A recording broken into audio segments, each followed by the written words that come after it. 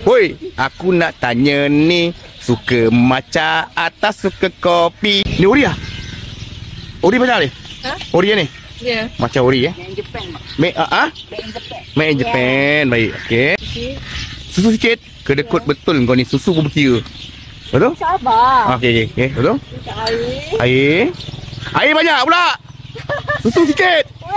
Oi. Betul? Apa tu? Tumbuk. Lesuk. Beri. Berapa ringgit ni? Ini 15. RM15, okey. Apa tu? Harga dia. Harga air tu. Ha, 15. RM15, okey.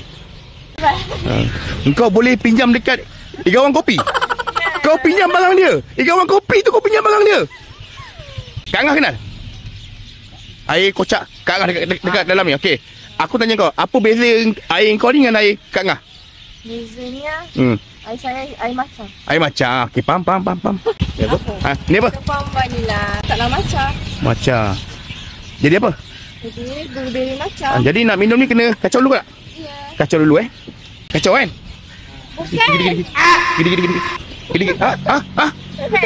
Bukan kacau itu, Bang. Oh, Oh, dia kacau sini. oh, cakap lah. Dengan harga RM15 yang boleh makan asam pedas.